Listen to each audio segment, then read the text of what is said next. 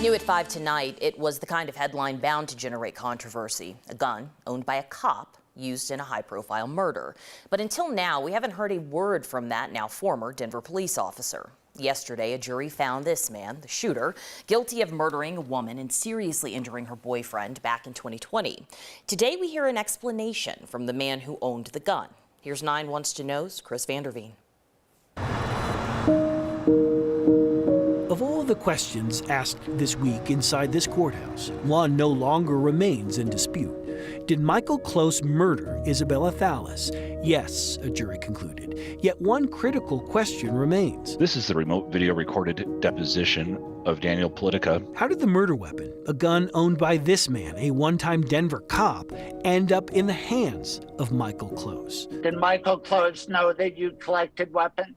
I believe Mike knew. He knew I purchased guns. Daniel Politica answered questions for hours earlier this year, part of a deposition he gave in a civil case related to the shooting. When did you buy that weapon?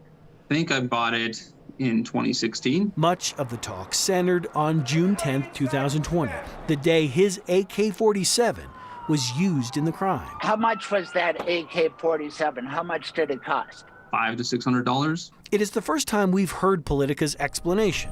It starts here, an Arvada home he owned and let Close live in months before the shooting. In exchange for staying in the house, he was helping pack up stuff.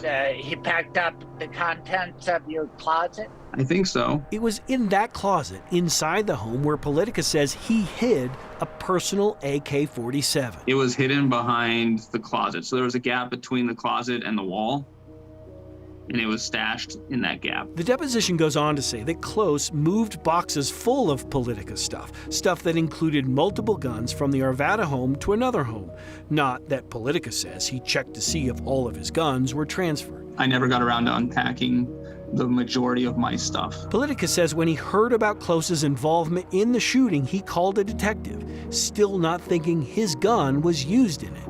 Weeks later, he says that detective ultimately told him, "Your AK-47 was used in the murder." I hate that it was my gun that was used. I hate it. I hate that I was also betrayed. I didn't have any active role in this. I wasn't encouraging Mike to do these things. Even still, lots of questions remain. Why did Politica not look for the gun, even when he was told his was used in the crime? Why did Politica, who knew his friend was spiraling mentally, not keep his friend away from his own weapons? We have not been able to reach Politica. He resigned last year. And Denver police never launched an internal affairs investigation because we were told at the time it wasn't a gun he used on the job.